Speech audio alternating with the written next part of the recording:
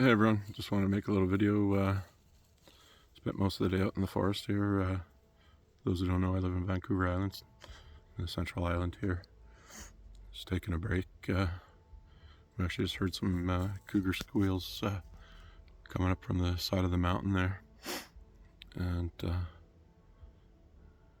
yeah, I just had to take a little break here. So open up my phone and I see I'm tagged on Twitter by Mr. Rohan Kumar Pall. I don't know Ro, other than from War Campaign. A few days ago, I posted this message that I filled out my MAiD forms. I got a group called Dying with Dignity to do my letters. Of course, the family doesn't want to do it. You can see the dog out in the background there. Thank God I had the dog today. We actually ran into a bear. I actually saw the bear earlier today. She scared it off. Seemed like it was pretty young, maybe 2 or 3 years old, but it was out on its own. I came out here because I just feel so disconnected in life right now. It hasn't been much fun. I had a lot of problems in the last few years here and struggling to get myself back up again. It doesn't feel very good to be on disability. I do feel like I earned that money to come back to me from the government. But I want to get going again in life, and resume doesn't look too good. I did some jobs in the cannabis industry. Underground, illegal if you will, I guess. And so yeah, you can't really use that so much on the resume. And I feel tired. Actually, I don't feel tired, I feel exhausted. I don't want to get too much into my diagnosis, as I got a lot of them. But I struggle with back pain problems. I forget exactly what it's called. I got a type of arthritis, like my body attacks itself, and a lot of pain problems. It's hard to get up out of bed in the morning, and get restless leg syndrome at night. And I'm getting help in the hospital here. We got a pain clinic in the hospital in Nanaimo, and I get these injections on my left side of the back, and I get this ablation for the right side. They burn the nerve endings off my spinal column. Sorry, I'm sweating. Like I said, I walked a lot today, and it's really hard in my body. I have a hard time taking it. But I got a lot of trauma problems too. You can't tell so much now because I've done a lot of work, but I got these flabby boobs. Like I said, it's not so big a deal now, but there's a lot of underlying trauma with it and abuse from my childhood. And about 5 years ago, I opened up that can of worms, and I kind of wish I would have left it there, but I'm also not sure what to do. Like my plan was just to materialize my life away.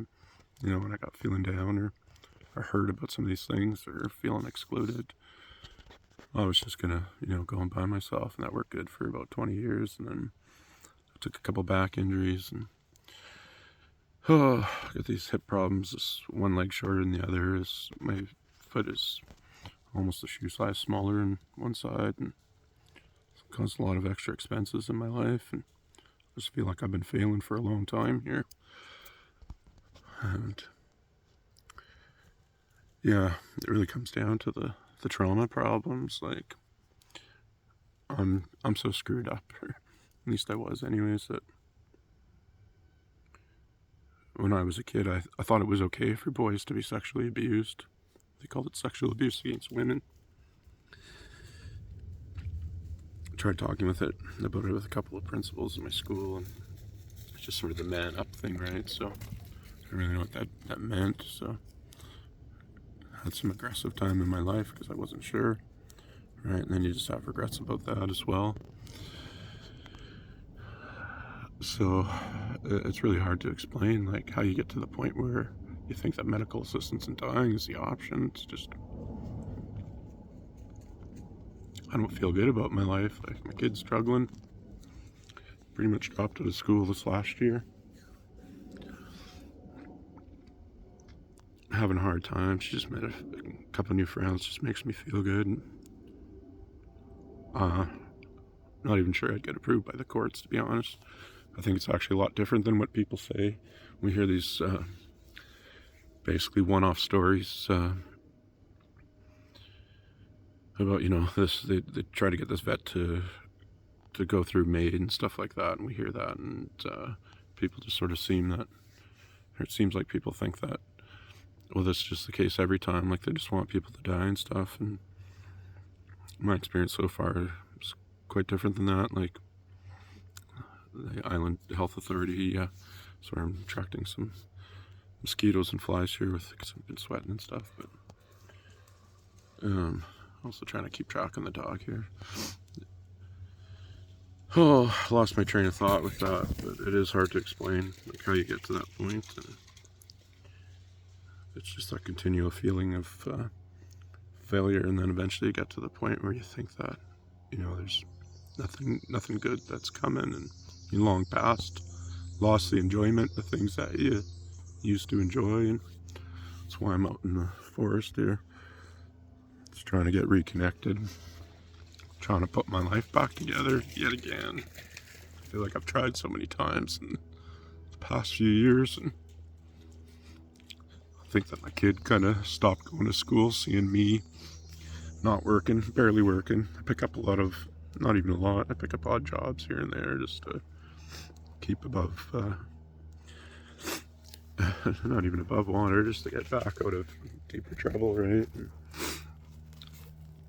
the dog's having a lot of fun here, just running around through the creek bed behind us here. One of her favorite things to do. She's just a pup, really, still. She's 10 months old. But when I first got her, it was really great. It's a lot of positivity and stuff, but there's a lot of work behind having a dog too, and sometimes the training's not fun, and sometimes you don't feel like going out and doing stuff. But yeah, I don't even just go back to the row thing again here. Probably not too many people watch this, so I'm not being too cautious on what I say, but not that I really feel like I should. Just, I don't know, it gets tiresome. Like, the internet's fucking so fake. People just, I don't know, it's easy to talk shit about people and, you know, leave nasty comments, but that's a person on the other side that you're talking to, and, you know, eventually that gets tiring for everyone. I don't know anyone who doesn't get tired of it, right? Like, all that happens with a lot of our most popular people's, they end up having like a media company behind them or something like that, or somebody else that, you know, filters through these messages and stuff, so people don't, you know, they don't have to take so much, but it gets a lot. I'm concerned about this world out there. It's just getting more and more expensive, you know, less bearable. I'm already using the food bank. Like, I just want to provide for myself. I want to, you know, bring in the income for my kid again, right? I'm so stuck. Like, I can't do the labor jobs. I feel like school is out of reach for me. Like, I seriously considered taking this electronics course here, and but I don't know how I'd get through the course, right? Like, that's, tuition sucks, and I don't know. I'm not really a huge socialist, but I'd love for things like schooling to be covered under our taxes, right? Like, I like that healthcare is. I don't really want, you know, more money from the government. I just want to feel like I have an opportunity. I don't own a house. Like, oh, I got screwed on the first one. I took an assumable mortgage with this woman, and she wasn't paying the mortgage. She basically collected my damage deposit, and I don't know, about 6 months of the assumable mortgage payments, and left the country with all the money. So I've had a couple other similar instances, and just at this point, it's like, you know, I feel like in society we're supposed to be able to provide this house and stability for our kids, and I'm not doing that, and I don't know how to do that. Like, in this shape, it was okay when, you know, I was doing labor jobs and making money, but I'm not even looking after myself anymore. My self-care is just gone through the shit. Like, got this fucking, my teeth have gotten really ill the past few weeks here. Just, this cannabis stain in the middle there. But I don't really know what to tell people. Like, seems like a lot of people think, oh, you're just doing it for attention. Like, well, that's a load of crap. Like, how do you say something like that you've done something, like got your MAiD form sent in and disappear for a few days, and then like people think it's about getting attention. Like, no, it's just I feel like I need help because I want to feel like I got the same opportunities as other people, and it's hard. Like, I just got a lot of mental health problems, and it just feels like it's gotten too much for me. I struggle with certain jobs, like even sitting down at an office desk. It's almost as bad as labor jobs. Like, I just get to the point, like with full-time jobs at this point in my life, that I get about 2-3 months in, and I've just completely collapsed, and I don't want to be like that at all. God, these fucking mosquitoes or whatever. So, yeah, I don't really feel like I belong anywhere. I'm not sure, like, who's my group, right? Who's my tribe? Who are my people? I just feel so lost. I feel, like I know I'm the only one that represents me, and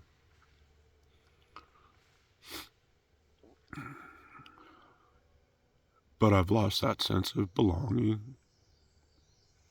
Right, the Freedom Convoy thing came around, and I was like, holy shit, all of a sudden I'm an alt-right guy, right? Like, not really. For most of my life, I always thought I was like center left, accepting of a lot of, I really like fiscal conservatism. So I accepted a lot of the right-wing ideas, but the scale has shifted, especially when we look at it as just a two-axis scale where it's left to right, right? We've certainly shifted, and the whole spectrum is gone further and to the left, right? And some of that shit's kind of freaky. I don't really want to get into that, though. It's just the struggle to try and explain to people, like, why you think this way, and who knows, I might chicken out. Like, I actually filled out my form once before and never did submit it because I tried talking to the health authority, and like I said, it's a lot different than what people think. Like, they're not just like, okay, like, let's sign you up, we're gonna kill you, right? Like, yeah, there's some checks and balances in place with both the health authority and the court system, and there's a 90-day wait period where you got to get a psychiatric evaluation. It's not just like you walk into the office and say, here's my form, I got 2 people to sign letters, and when's my date? There's a whole process behind it, and I'm not even certain that I'd get approved. Some people tell me they're accepting about half the people like me. One nurse said it's about 5%, right? And I don't really want to die. Tried suicide a few times, and I got too scared in the end. I just know we're not supposed to die like that. Like, it's not the proper way to die. I don't want to leave my kid behind that way. Like, I want to do better for my kid. I don't know how to get things going again. I want life to be better for me. I don't want to feel this pain of stuff that happened in my childhood. Like, somehow I got myself back to that point. Like, I get triggered so often. I don't know what to do with myself, but I'm really grateful that here's Ro, out of nowhere. Like I said, I barely know the guy. I chatted like maybe 4 or 5 times with him through Twitter, left some comments in the live chat and the shows. I actually can't even watch the shows live right now. Where did you go? Pickle. I don't know, sometimes this dog, she's touching my heart in the right way. So yeah, Ro, really appreciate it. Yeah, I'd like to be in your group. I'd like to be in a circle. I'd like to feel like I belong. I'd like to feel like I got opportunities like most people got.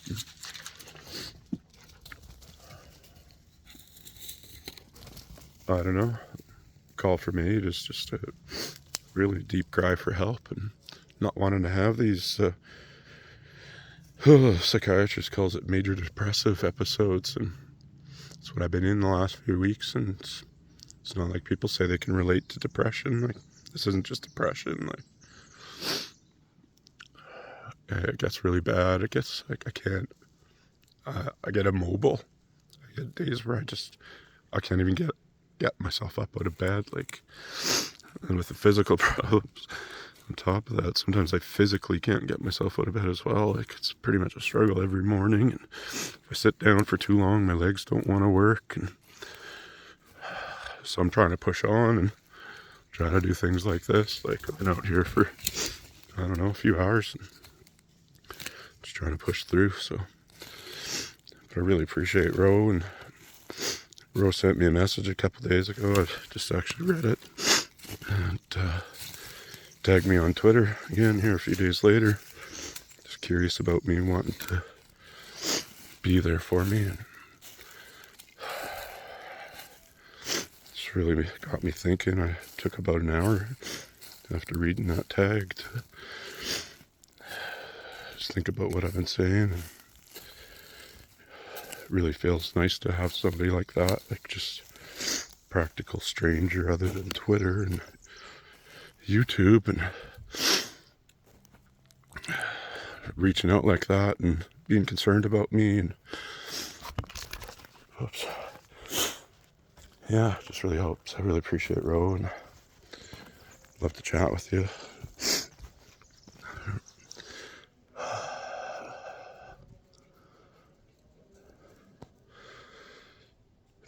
Yeah, that meant a lot to me, Ro. Sorry I'm getting long gaps here and stuff, and it's taking a long time for me to talk. It's not an easy thing to say. I just can't say like yes or no, right? Like, there's just so much that comes in behind it. And so love to have a chat with you, Ro.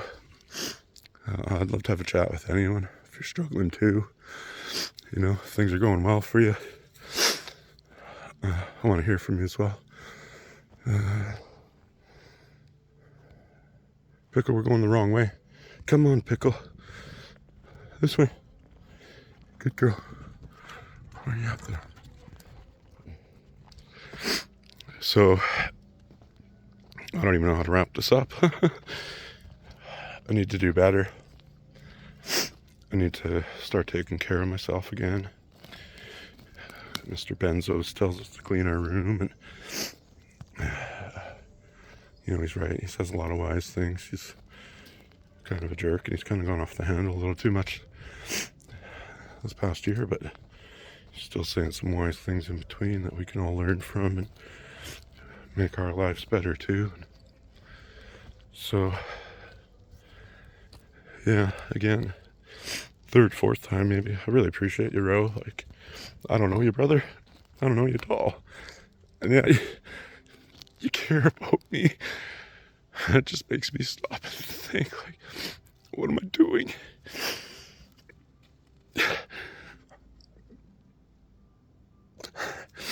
I realize, like, I don't want to die.